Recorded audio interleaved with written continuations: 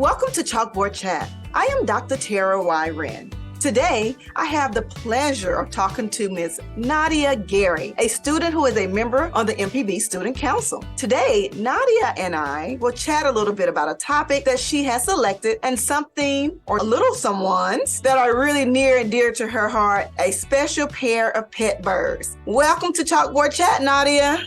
Hello, my name is Nadiya Gary. I live in Ocean Springs. I go to Ocean Springs Middle School and I'm in the 8th grade.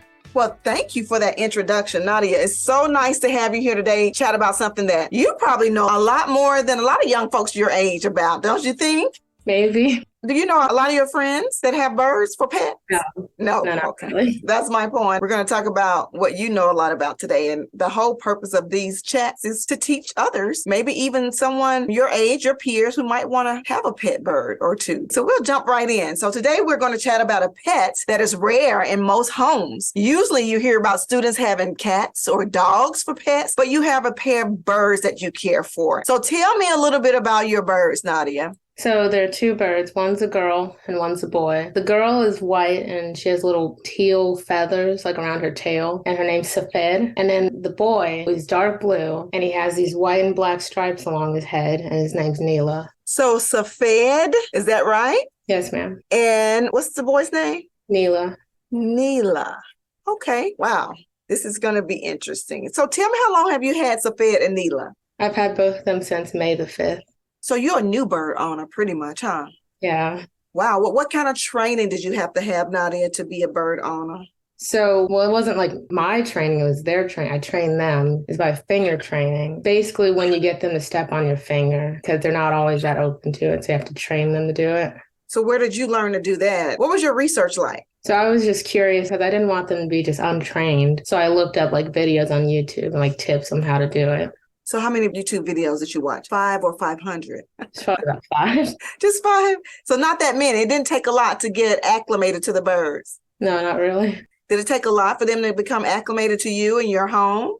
I would say yes, yeah. It did. So how long do you think it took for you all to be comfortable with each other? Probably about 3 or 2 months. Yeah, it did take several months.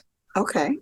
Why did you decide to get birds for a pet instead of a cat or a dog? So there's a time where there's this little tortoise that come in our backyard. And one time my mom, she took the tortoise and she put it in the fire pit. The fire wasn't on or anything, but it was just like she put it in there and made like a little enclosure for it. But the tortoise wasn't eating anything. So I got really sad because it didn't like it there. And so eventually we had to set it free after a few days. And then that Thursday, she told me that we'd get birds because she knew that I also wanted a bird. Wow. So a tortoise? Few people have tortoises, more than I would think. So it was your mom's idea to get you a bird? Yes. Okay. All right. I think that's unique. So tell me, have you ever had any other kind of pet?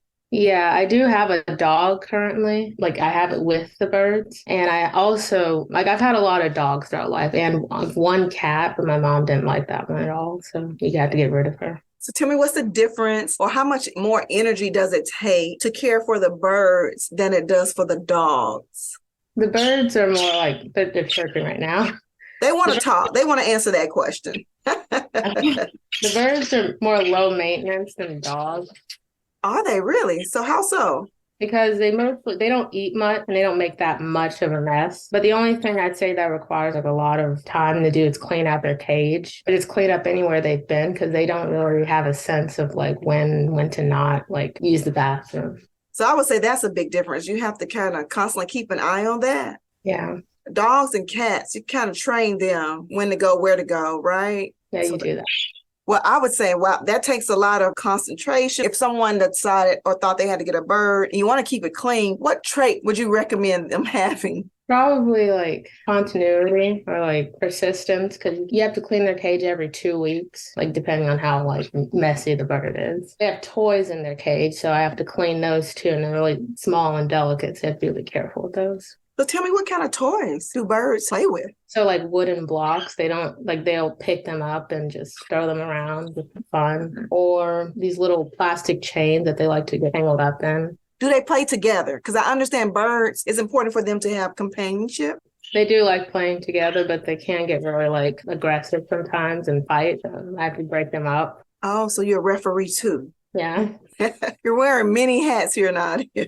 So you're in school. So tell me what your day looks like from when you get up, when you're caring for the birds, what do you do with the birds? And then how do you prepare them for the day when you're not going to be there? And then what do you do when you get home? So before getting ready, I'll go in their room, check on them, and then I'll take their little food trays because they have two, one for like seeds and one for water. And I'll make sure there isn't anything in them. But even then, I'll still like clean them out to make sure there's no bacteria or anything. And then I'll give them like new food. When I get back from school, the first thing I'll change is the water because I don't want them drinking it if there's anything in it. And then I'll like change out the seeds if they're all holes, like there's nothing really there. Okay. So they're in their cage all day while you're at school. Yes. Okay. Well, you mentioned their food. People think birds just eat any kind of seeds. Is that the case? Well, they do eat seeds, but they can eat like other things, like spinach, but like just regular, no like added seasoning or anything, or fruit. So that's how you keep them healthy? Yes, ma'am. Okay. Well, I understand it's important for birds to exercise and that they need to fly a lot. So when you're at home, are they more out of the cage when you're home? Yes. I let them fly around. Like right now, they're just flying around the room. That's how they get their exercise. So how much effort does it take putting them back in the cage? Well, it depends on which one I'm putting back in the cage because Neela, he doesn't really like to be in the cage first. Like he likes to follow Safed around. So if she gets in the cage first, then he'll get in the cage. And Safed doesn't mind as much? No, she doesn't. Well, that's good. At least you got that routine down. You have to fight with them. Because I could imagine that would be pretty difficult wrangling birds that's flying around trying to get away from you. But you don't have that trouble as much, huh? No, not really. Okay. I understand they have to have baths a lot too. Talk about their bathing routine. So I don't use like a bird bath. Like they'll drink it. One time I tried to use a bird bath, but they just kept drinking it. I couldn't have them do that because like all their feathers and stuff, and then they're drinking that. Mm-hmm. So Dad, I just use like a spray bottle and like gently like spritz them with it. Like that's it. Okay. So it doesn't take a whole bunch of work to keep them clean. No. They're having a good time flying around, by the way. Yeah, they are. So what is the most unique thing that you've learned after caring for birds for these months that you've had them? Well, I mean, I guess it is unique. They don't like being in cars. Like if we take them to the vet, they get really like antsy and aggressive when they're in the car because I guess they don't like the motion maybe. So you take them in the cage in the car? No, we have a bird carrier. It's like a backpack, but it's also like a carrier and you put them in there. Wow. Okay. So you have different little tools for them. And how often do they go to the vet? Say about every month. To do what? What does the vet do? So they have like nails and sometimes their nails get too long. So they get the nails trimmed. Do they need shots or anything like that? No, they don't. No. So they need to just fly around to get exercise, play with their toys, be bathed really well, eat the right types of seeds and vegetables and fruits. I did remember one thing that like a unique thing. I know a lot of people would probably think you can't feed them like things like chicken or eggs, but they actually can eat those. Really? Yeah. Do you eat around them? Do they come up and just kind of watch you and think you're going to give them something or hope they can get something? No, but they do like watch me. That's it. I don't know if they want anything, but they just watch me. Okay. So if someone is considering getting a pet bird or two, what things should they consider? Well, like if they're getting one bird, these are budgies, so they're like smaller. So if you're getting one bird, it's better like have like something like a mirror. Some people get like little mirrors in the cage with them so they don't feel lonely and, sad because birds can develop depression. And the cage also has to be like the right size for them. The cage they have is really big and they're like this small. So you have to get like a really big cage. And also the right kinds of seeds, like make sure there's no added dyes in them or anything. And if you're getting them a toy, if they chew on it, they can get like chemicals in them that they shouldn't have. You gotta be extra careful with them. Wow. A lot of attention. Do you think it's a lot of work? It's just paying attention to like detail, like really looking into things and like a lot of research with it. So do you find yourself researching different things from time to time? Yeah, if there's a new like seed that I want them to try or like they want to eat, like I'll do research on to make sure it's like good for them because like there's this bone they have to eat. Like they don't eat it, but like they bite it to keep their beak trimmed. But the first one we got was actually made out of chalk, so like that was just like a scam because they're in the reviews. One of the ladies like showed it was just chalk, but we'd already ordered it, so it's kind of too late. That's scary. Chalk. So it's always good to read the reviews on whatever we're buying, especially for our pets. as well. Yeah. Well, tell me about what has been the absolutely best thing about being a bird owner so far. Any adventures, any happy things that you have experienced with them? So one time when we went to Destin for my birthday, we took them with us because we couldn't just leave them alone for 2 days. And my mother, we brought the dog too. She thought the dog would be like the problem sort of, but the birds, they were chirping the whole time and they just didn't like it. They didn't like it. They wanted to be at home. Yeah, they didn't like being like a new environment. Mm-hmm. So do they like when other people come over? If you have visitors, do they like that? Or you don't let them engage with other people?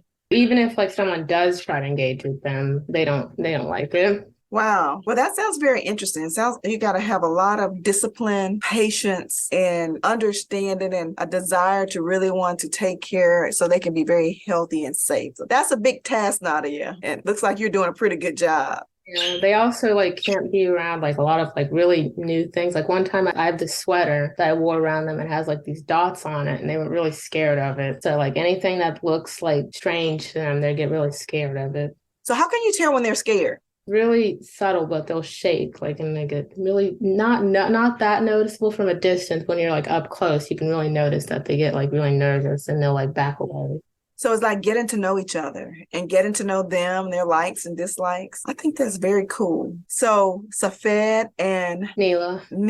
Safed and Neela. Sounds like they have a very wonderful caretaker, a very great home. Tell me if there's anything that I've missed asking you that a new bird owner should consider, or any recommendations or any advice you would give.